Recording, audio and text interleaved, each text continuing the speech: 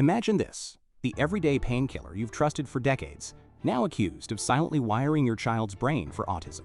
Is the Trump administration about to rewrite medicine's rulebook or ignite a firestorm of pseudoscience? Buckle up, because today's bombshell could upend everything you thought you knew about pregnancy, pills, and parenthood. Welcome to Libo News, your unfiltered dive into the stories that shake the world. We're talking about a press conference that's set to drop like a thunderclap this afternoon, straight from the White House. President Trump himself hyped it last night on national TV. We're gonna have one of the biggest announcements, really, medically I think, in the history of our country. I think we found an answer to autism. Yeah, you heard that right. The administration is poised to declare that acetaminophen, the powerhouse ingredient in Tylenol, could spike autism risk if moms take it during pregnancy.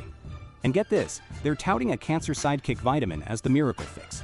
But hold on. Before you raid your bathroom cabinet or dash to the vitamin aisle, let's unpack this layer by layer. Because in a world drowning in headlines, the truth isn't just black and white, it's a tangled web of science, politics, and desperate hope. First off, let's hit the headlines without the hype. Officials are expected to roll out a report claiming prenatal exposure to acetaminophen boosts the odds of autism spectrum disorder, ASD for short, and even ADHD. It's the kind of claim that sounds ripped from a thriller, a common over-the-counter drug used by millions of pregnant women for fevers and aches, suddenly cast as a hidden villain. Trump didn't mince words. He framed it as a game changer, a cure breakthrough. But here's where it gets sticky. Stickier than a fever dream. Scientific consensus? It's a hard no on causation. No smoking gun, no ironclad link. Sure, a handful of small studies, think petri dish sized, not population-wide, have whispered about associations. One from a few years back flagged a potential uptick in ASD diagnoses among kids exposed in utero. But the big guns? They've fired back blanks. Take the mega study from 2024, a powerhouse collaboration between US and Swedish researchers bankrolled by the National Institutes of Health. They crunched data on thousands of pregnancies. Verdict? Zero increased risk. Zilch. Nada. Even a federal court case last year, scrutinizing Tylenol makers for liability, landed in the same spot. No causal tie. And zoom out. Autism diagnoses have skyrocketed threefold since the early 2000s. Shocking, right? But acetaminophen use? Flat as a pancake. Steady sales, no surge. So if this drug's the culprit, why isn't the timeline lining up? It's like blaming your morning coffee for the traffic jam. Correlation might tease, but causation? That's the ghost in the machine. Now, let's peel back the curtain on why this is exploding now. Enter Robert F. Kennedy Jr., the Health and Human Services Secretary, who's made autism his personal crusade.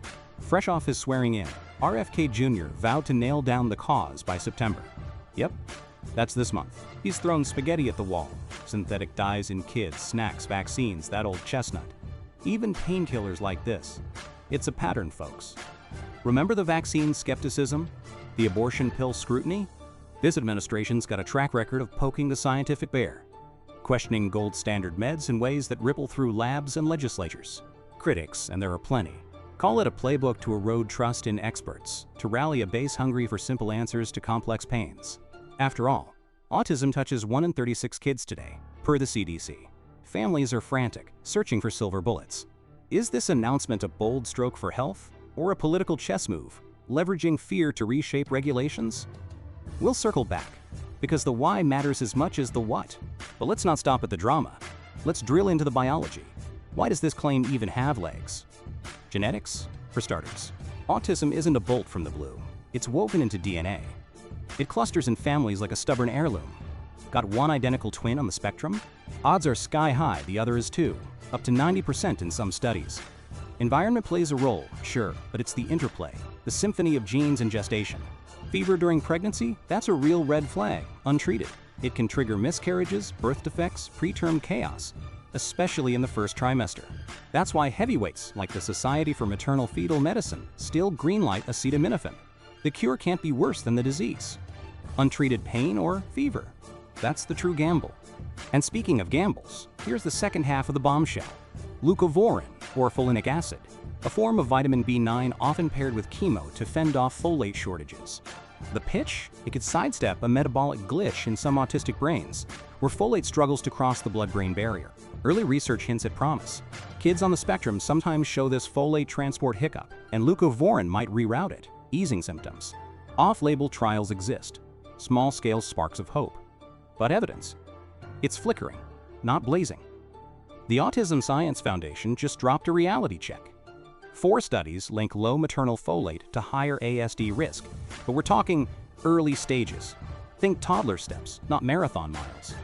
More research needed, they say, before we crown it a cure-all. So, where does this leave us?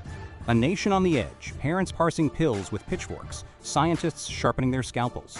This announcement isn't just policy, it's a mirror to our messiest debates, faith in facts versus the ache for answers. Will it spark real reform or fuel the echo chambers? Tune in tomorrow as we track the fallout, because if history's any guide, the ripples could reshape medicine for a generation. What do you think? Is this the breakthrough Trump promises, or a house of cards? Drop your take in the comments, smash that like if you're as hooked as I am, and subscribe to Libo News for the unvarnished truth. Until next time, stay curious, stay skeptical.